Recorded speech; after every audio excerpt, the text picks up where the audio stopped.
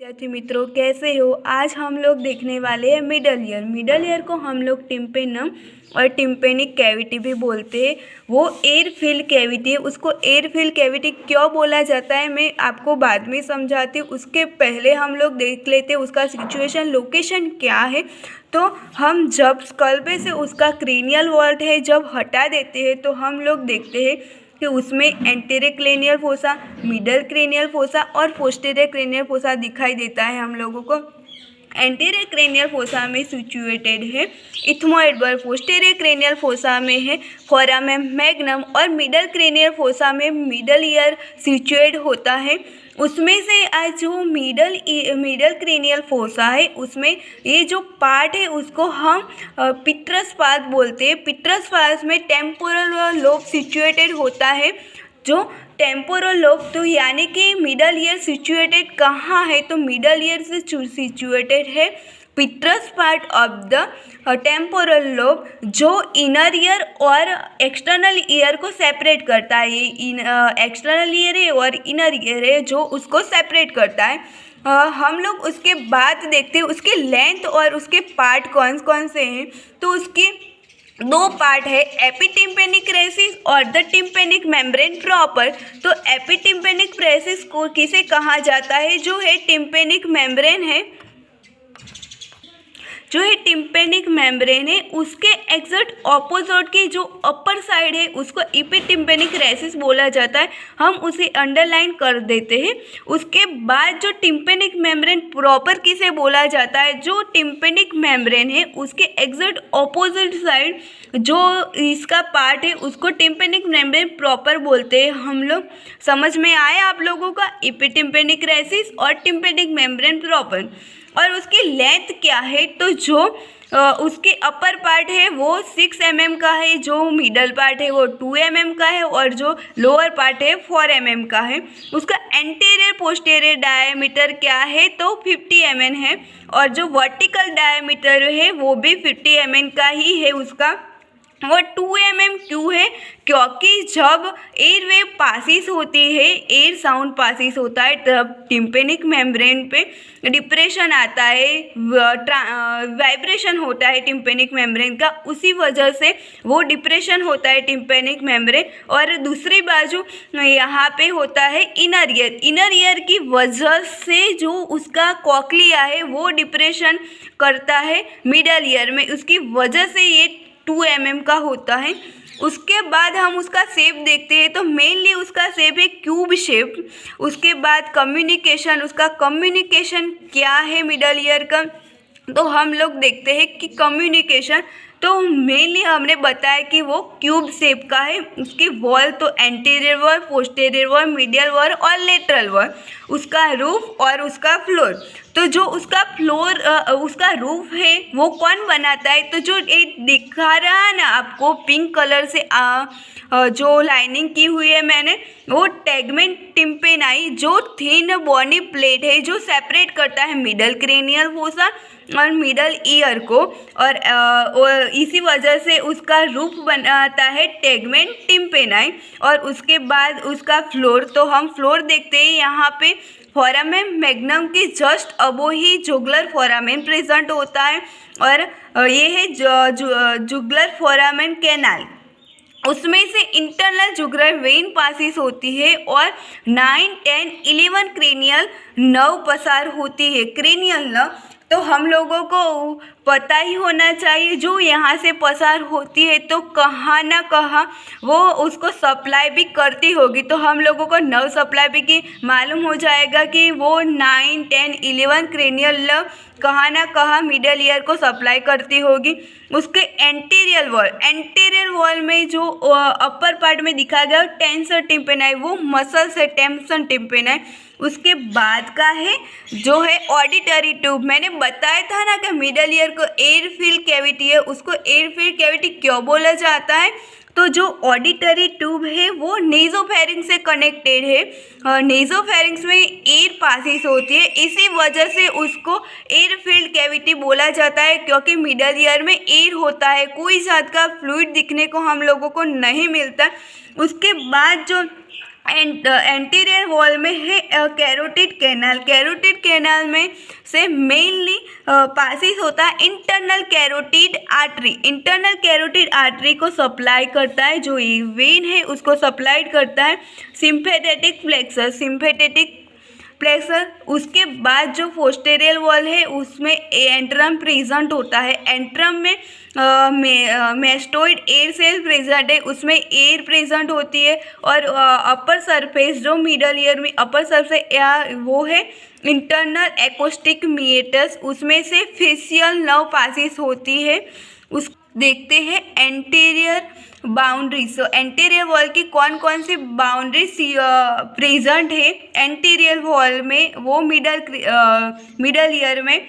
तो हम फर्स्ट देखते हैं जो अपर पार्ट है उसका प्रेजेंट होता है टेंसर टिम्पेनाई मसल।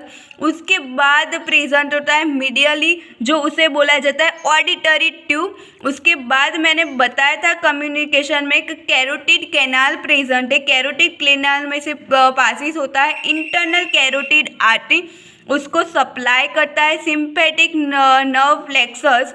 वो सिंपैथिक नर्व प्लेक्सस उसकी 2 फाइबर्स की ब्रांच देते हैं और उसे बोला जाता है सुपीरियर, इंफीरियर, सिंपैथेटिक और कॉर्टिको, इसलिए क्योंकि कैरोटिड कैनाल है। और टिम्पेनिक मीन्स कि टिम्पेनम बोला जाता है मिडल ईयर को। तो और नर्व तो हम इजीली उसको याद रख सकते हैं कि सुपीरियर और इंफीरियर सिंपैथेटिक प्लेक्सस से, इसलिए सिंपैथेटिक और कॉर्टिको टिम्पेनिक नर्व्स।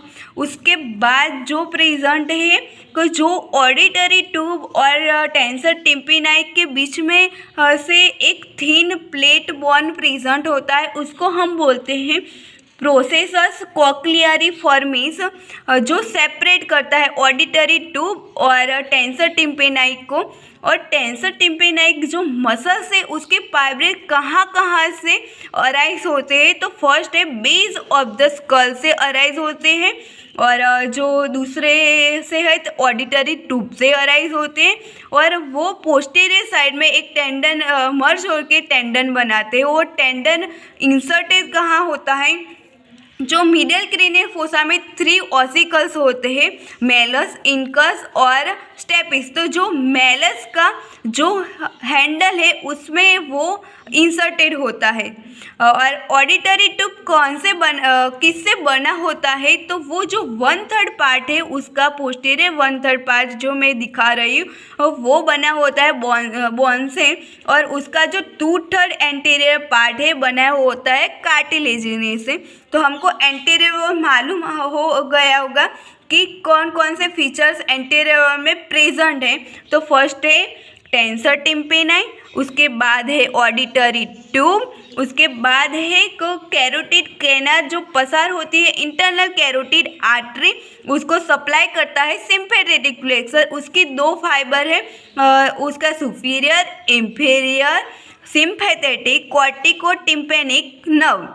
और मैंने बताया कि उसका जो टेंसर टिम्पेनाई का टेंडन है वो इंसर्शन होता है हैंडल ऑफ द मेलस, और ओरिजिन होता है बेस ऑफ द स्कल और ऑडिटरी ट्यूब से। उसके बाद हम लोग देखते हैं पोस्टेरियर वॉल। पोस्टेरियर वॉल में कौन कौन से फीचर्स प्रेजेंट हैं, तो पोस्टेरियर वॉल में प्रेजेंट है फर्स्ट तो जो इंटरनल ऑडिटरी मीएटस जो सिचुएटेड होता है superior medial wall of the middle ear, वो पासिस करता है फेशियल आर्टरी और उसको हम बोल देते हैं फेशियल कैनाल। तो पोस्टेरियर वॉल में क्या प्रेजेंट है हम लोग देख रहे हैं फेशियल कैनाल। उसके बाद जो है वो एंट्रम, मैंने कम्युनिकेशन में बताया था एंट्रम के बारे में, उसमें मेस्टोइड एयर सेल्स प्रेजेंट होते हैं। और उसके बाद जो यहाँ है सिग्मोइड साइनस प्रेजेंट होता है जो पोस्टेरियर क्रेनियल फोसा में दिया गया होता है। उसके बाद जो फेशियल नर्व है वो